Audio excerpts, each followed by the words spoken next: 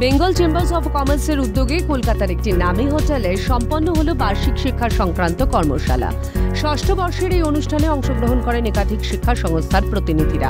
নতুন প্রযুক্তির সঙ্গে পা মিলিয়ে নতুন বিষয় নিয়ে কিভাবে শিক্ষাক্ষেত্রে খুব দ্রুততার সঙ্গে ছাত্রছাত্রীরা পড়াশোনা করবেন সেটা নিয়েই বিশেষ আলোচনা হয় এদিনের কর্মশালায়।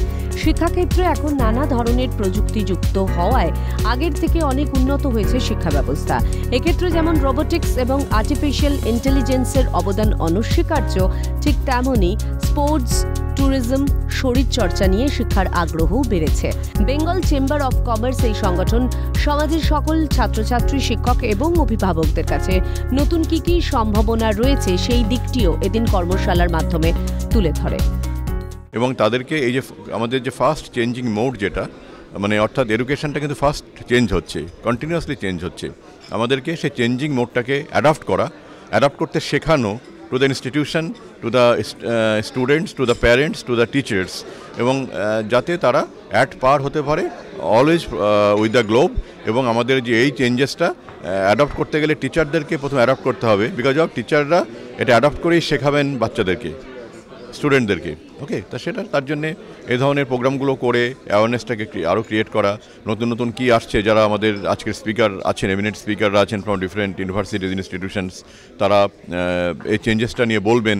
এবং চেঞ্জেস শুধু বললে হবে না, তাদের কারিকুলামটা কীভাবে চেঞ্জেস হচ্ছে, প্যাটার্নটা কী করে চেঞ্জেস হচ্ছে, নতুন নতুন কী ধরনের প্রোগ্রাম আসছে, সেগুলোকে কী করে অ্যাডাপ্ট করতে হয়, কী করে অ্যাডাপ্ট করতে হবে, তার কোর্স কারিকুলাম কী করে ডেভেলপ করতে হবে, স্টুডেন্টদেরকে তার সামনে কি টেকনোলজি প্রোভাইড করতে হবে, সবটা নিয়েই এই ধরনের কনফারেন্স। এবং এটা রিয়েলি মানে আমাদের স্টেটের জন্য, আমাদের স্টুডেন্টদের জন্য বেনিফিট হবে এটার জন্য।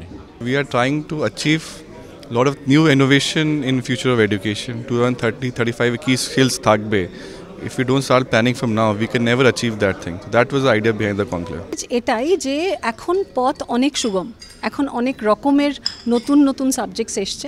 শুধুমাত্র যেগুলো আমরা শুনে এসেছি, ডাক্তারি বা ইঞ্জিনিয়ারিং বা ধরুন কোনো সাবজেক্টে অনার্স পড়া, সেগুলোতে আর আমরা আবদ্ধ নেই। পৃথিবী এগিয়ে গেছে, এখন এআই, ডেটা সায়েন্স, রোবোটিক্স এগুলো খুব ইম্পর্টেন্ট।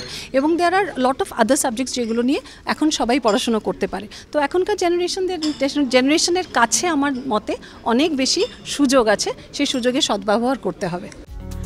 অনুষ্ঠানের প্রধান অতিথি হিসেবে উপস্থিত ছিলেন শিক্ষামন্ত্রী ব্রাত্য বসু। হিন্দি ভাষাকে রাষ্ট্রভাষা বলে চাপিয়ে দেওয়ার যে চেষ্টা চলছে তা তিনি এই অনুষ্ঠানে তার বক্তব্যে তুলে ধরেন বলে জানান শিক্ষামন্ত্রী। আমার মনে হয় যে আঞ্চলিক যে ভাষাগুলি, বাংলা, ওড়িয়া, অসমিয়া, তামিল, তেলেগু, এইসব যে ভাষাগুলি, এগুলোর যে আঞ্চলিক যে মাহাত্ম্য, সেগুলোকে যেন ধ্বংস না করা হয়, এবং সেটা আমি প্রবণতা লক্ষ্য করছি। সেটাই আমি আজকে এখানে বলতে চেয়েছি।